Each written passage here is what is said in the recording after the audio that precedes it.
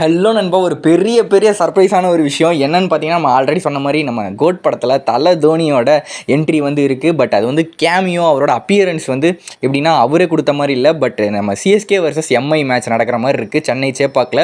So நம்ம ட்ரெய்லரில் கூட பார்த்துருப்போம்ல, அந்த ஸ்டேடியம் மேலே ஏறி தளபதி ஃபைட் பண்ணுற மாதிரி. ஸோ அந்த மாதிரி ஒரு சீக்வன்ஸ் வந்து வருது. ஸோ அது வந்து கிளைமேக்ஸில் நடக்க போகிற போர்ஷன். ஸோ அதில் வந்து நம்ம தல தோனி வந்து அதில் வந்து என்ட்ரி ஆக போகிறாராம். ஸோ அது வந்து அந்த சிஎஸ்கே வர்சஸ் எம்ஐ மேட்ச்சில் வந்து நம்ம தல தோனி என்ட்ரி ஆக போகிறாரு. ஸோ அவர் என்ட்ரி ஆகிறத வந்து அந்த சேப்பாக்கில் தானே மேட்ச் நடக்குது. ஸோ அவரோட பேர் அவரும் அங்கே உள்ள வராரு. நம்ம தளபதியும் அங்கே இருக்காங்க.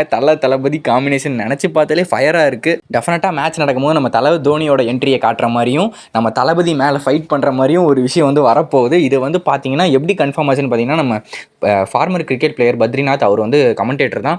ஸோ அவர் நிறைய மேட்ச் நம்ம கமெண்ட்ரி பண்ணி எல்லா மேட்சும் கமெண்ட்ரி பண்ணுவார் நம்ம ஐபிஎல்லில்.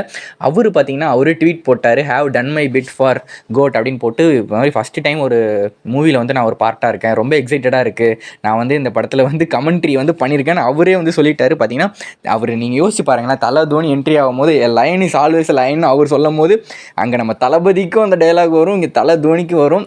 தோனியை அந்த ஸ்டேடியத்தில் காட்டுவாங்க, நம்ம தளபதி மேலே ஃபைட் பண்ணுற மாதிரி இருக்கும். யோசிச்சு பாருங்களா, ஐயோ தேட்டரே கிளிய போகுது. அதுவும் வெங்கட் பிரபு எப்படி செலக்ட் பண்ணியிருக்காருன்னு பார்த்தீங்கன்னா, சிஎஸ்கே வர்சஸ் எம்ஐ மேட்ச், அதுவே ஒரு பெரிய ஃபயரான விஷயம்.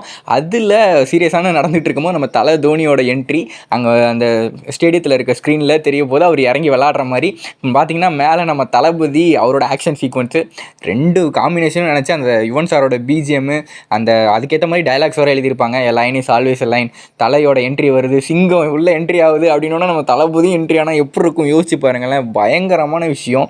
இதை வந்து எப்படி யோசிச்சிருக்காருனே தெரில நம்ம வெங்கட் பிரபு. சரியாக பிடிச்சிருக்காரு. பயங்கரமான கிளைமேக்ஸாக இருக்கும் நண்பா. வெயிட் பண்ணி பார்ப்போம். தோனி இது வந்து கன்ஃபார்ம் நண்பா. இந்த வீடியோ எல்லாருக்கும் ஷேர் பண்ணி விடுங்க, எனக்கு அவ்வளோ ஹாப்பியாக இருக்குது. பார்ப்போம்.